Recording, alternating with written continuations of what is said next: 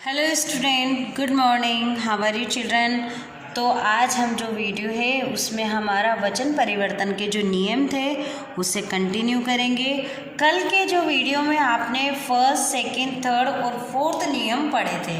अब फर्स्ट नियम क्या था, सेकंड नियम क्या था और थर्ड और फोर्थ नियम क्या है, ये मैं ध्यान से आप सुनना, मैं दोबारा से आपको दोहरान करवा रही हूँ। फर्स्ट नियम में था कि पुल्लिंग शब्द के अंत में यदि आ जाए तो उसे बदलकर हम ए कर देते हैं।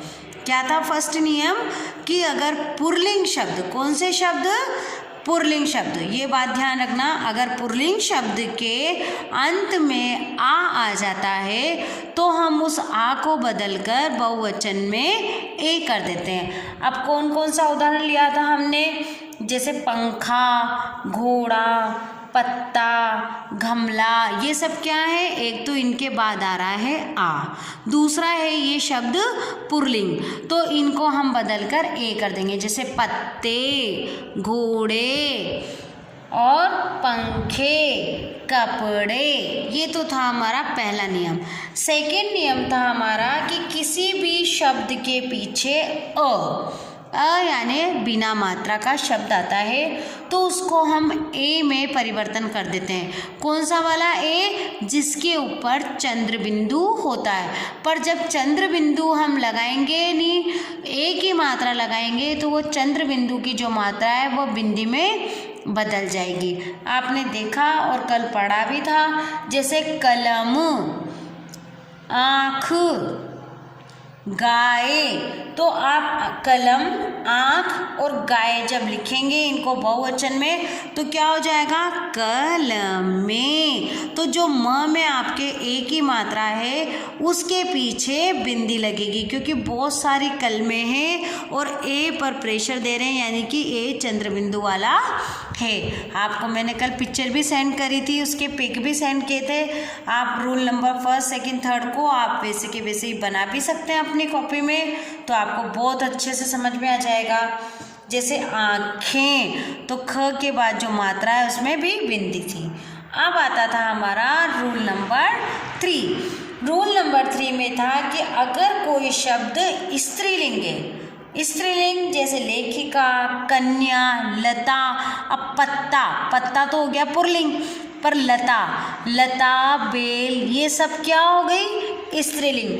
अगर इनके पीछे आ की मात्रा है, कौन सी मात्रा, आ की मात्रा, तो ये अंत में ए लगा देते हैं और ए के ऊपर लगेगा हमारा चंद्र बिंदु। जैसे लता, लताएं, ए लिखने के बाद उस ए में क्या लगता है, चंद्र बिंदु लगता है। ये किस में, स्त्रीलिंग से जो बहुवचन चेंज करते हैं और उस स्त्रीलिंग के पीछे आ की मात्रा को ए की मात्रा में परिवर्तन कर दिया। कन्या, कन्याएं, लेखिका, लेखिकाएं, इस तरह से। अब फोर्थ नियम था, हमने जो पढ़ा था कि स्त्रीलिंग शब्द है पर उसके पीछे या लग रहा है, तो उस स्त्रीलिंग शब्द के पीछे अगर या लग रहा है तो उसको बहुवचन में बदलने के लिए उस या पर हम चंद्र बिंदु लगाते हैं। जैसे डिबिया, अब पहले तो देखा कि डिबिया क्या है, स्त्रीलिंग है, इसके पीछे क्या लगा है, या, तो उस या के ऊपर आप कुछ नहीं करेंगे, चंद्र बिंदु लगा देंगे। आपने बहुत सारे शब्द देखे होंगे, जैसे चिड़िया, डिबिया, पूड़िया और गुड़िया, इन सब में कुछ भी नहीं होता है बच्चों, बस चंद्र बिंदु लगता है। तो है ना आसान, आपको अब वचन बनाना आ जाएगा, इन सब से आपको मात्राओं की भी मिस्टेक नहीं होगी। अब आज हम सीखते हैं नियम 5, 6 और 7। तो 5 को ध्यान से समझेंगे। अंतिम ई अथवा ई यानी छोटा ई और बड़ा ई लगा है तो उसके स्थान पर भी आप क्या करेंगे, या जोड़ देंगे। अगर आपके छोटा ई है अथवा बड़ा ई है तो उसकी जगह आप क्या जोड़ेंगे, या। जैसे नीति, तो ये नीति में कौन सी मात्रा है, छोटी ई की, नीति। जाति, नाली, कुर्सी, रानी, तो नीति की जगह क्या हो जाएगा, नीतियाँ। जाति, जातियाँ, नाली, नालियाँ, रानी, रानियाँ। तो ये क्या है बच्चों, आप ध्यान से देखो, रूल नंबर 5 में छोटी ई अथवा बड़ी ई के स्थान पर या को जोड़ेंगे। तो आप देखो ये छोटी ई है ना नीति में, जाति में, अब नाली में क्या आ गई, बड़ी ई आ गई, और कुर्सी में कौन सी आ गई, बड़ी ई आ गई। तो यहाँ पर या को हम जोड़ते हैं। रीति, रीतियाँ, तिथि, तिथियाँ, साड़ी, साड़ियाँ, पंक्ति, पंक्तियाँ, गाड़ी, गाड़ियाँ। अब आता है 6। कुछ शब्दों में गण, वर्ग, जन, लोग और वृंद आदि शब्द भी जोड़ते हैं। कौन कौन से शब्द, गण, कौन से, बहुवचन बनाने के लिए। अब जैसे छात्र, एक छात्र आ गया तो हम क्या जोड़ेंगे, गण जोड़ देंगे। तो क्या हो जाएगा, छात्रगण। क्या हो जाएगा, छात्रगण। मजदूर, मजदूर वर्ग, वर्ग जुड़ रहा है। अध्यापक, अध्यापक गण, गण से क्या हो गया, ये बहुत बड़ा समूह हो गया। और समूह क्या हो गया, जिसमें बहुत सारे अध्यापक हैं। तो अध्यापक यूँ थोड़ी करेंगे अध्यापकों या अध्यापकें या अध्यापिका, ऐसा नहीं होगा बच्चों। इसमें गण, वर्ग, जन, लोग, वृंद आदि ऐसे शब्दों को हम जोड़ देते हैं। अब देखिए, गुरु, गुरुजन, नेता, नेतागण, पक्षी, पक्षी वृंद। तो अब पक्षी वृंद क्यों आया, क्योंकि ये वन में रहते हैं, ठीक है, और इनका झुंड रहता है। तो एक पक्षी हो गया और पक्षी वृंद हो गया, तो इसका मतलब बहुत सारे पक्षी हैं वहाँ। नेता, नेतागण, यानी वहाँ पर एक से ज़्यादा नेता हैं। गुरु, गुरुजन, तो यानी बहुत सारे गुरु हैं। तो ये हो गया हमारा रूल नंबर 6। अब आप देखिए रूल नंबर 7 में क्या नई चीज़ समझते हैं हम। रूल नंबर 6 जो कि अभी मैंने आपको बताया था कि कुछ शब्दों में क्या क्या जोड़ते हैं हम, गण, वर्ग, जन, लोग, वृंद। ये मैं आपको अभी समझा रही थी बोलकर। अब आप एक बार देखें ध्यान से। जैसे छात्र है तो छात्र में क्या लगा रखा है, छात्रगण।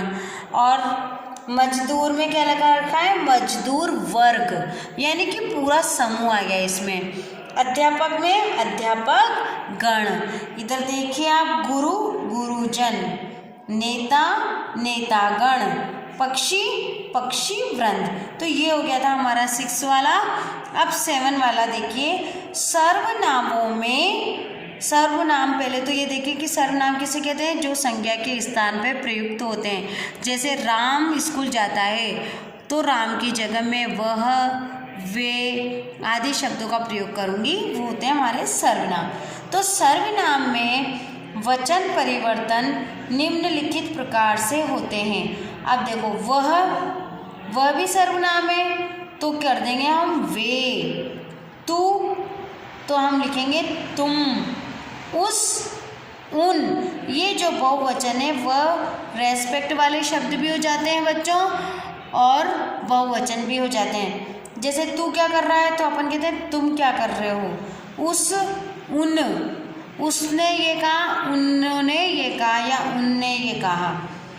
वह एक, वे बहुत सारे, मैं एक के लिए और हम बहुत सारे, यह एक के लिए, ये बहुत सारे। तो यह और वह, ये वह का हो जाएगा वे और यह का हो जाएगा ये, मैं का हो जाएगा हम, तू का हो जाएगा तुम और उसका हो जाएगा उन।